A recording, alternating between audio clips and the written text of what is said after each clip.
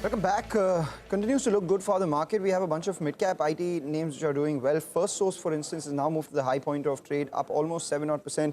Most of the gains coming by in just the last few minutes. We have Intellect Design as well, which has moved to the high point of trade. But in an unusual move, it is Indian Hotels, which is down by almost 8%. And this, despite the numbers actually not being too bad. If you just take a look at the way the companies reported their numbers, compare that with the pre-pandemic levels as well. Because year on year, of course, there has been an impact on account of lower base. Pre-pandemic revenues have grown by about 22%. The EBITDA has actually jumped by 76%. And that's telling you that the company has managed to maintain most of the cost cuts that they had taken during the pandemic itself, and that is sustainable.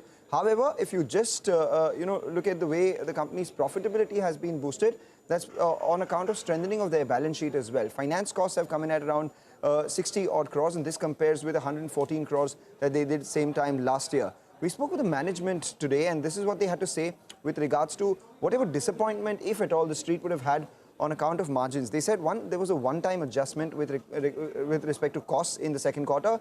They should end FY23 with a margin closer to 30%. Q2 is usually the weakest quarter for them.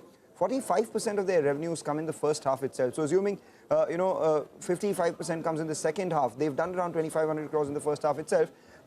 It's not too far to assume that they would do about 5,600 crores in terms of this annual revenue. And over and above all of this, they still believe there is a headroom for 25 to 30% jump in the room rates itself. Interestingly, it was announced that it will be included in the MSCI India Standard effective December 1, where there would be $200 million worth inflows coming in on the counter. But turns out, maybe because of some pre-positioning, we've seen some long unwinding on Indian Hotels. Prakash Diwan is still with us. Prakash, I just wanted your thoughts on one, Indian Hotels. What do you think explains this sort of 8% down move despite what looked like a decent quarter?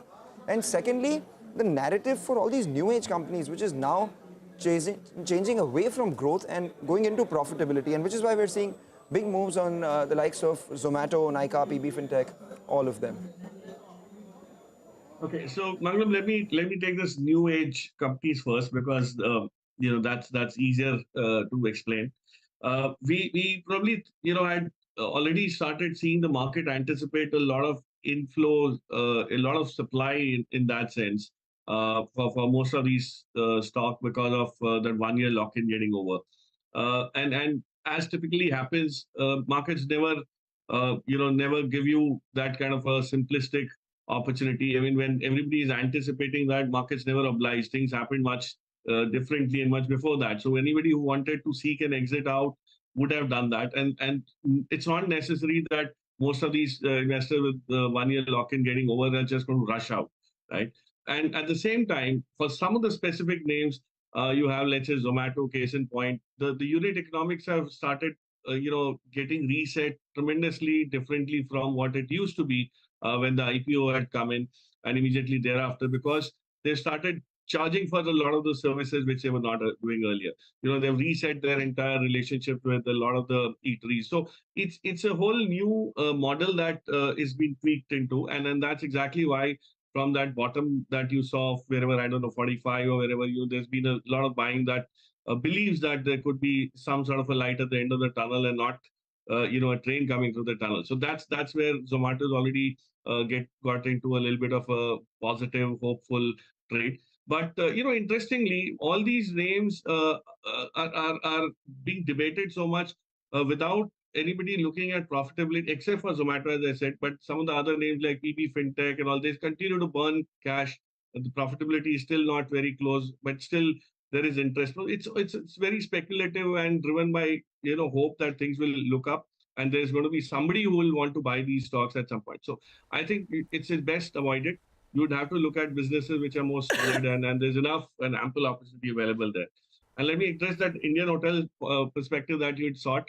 I don't think it's got anything to do with the fundamentals. There probably seems to be a little bit of that iffiness or skittishness around that MSCI inclusion, and that quantum is not as anticipated.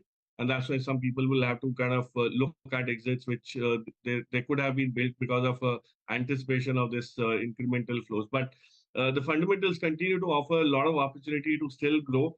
We've seen that with East India hotels. The same is the case with India hotels. So it's clearly a space which is revving up, and the good times are actually around the corner with so many countries taking this COVID restrictions out.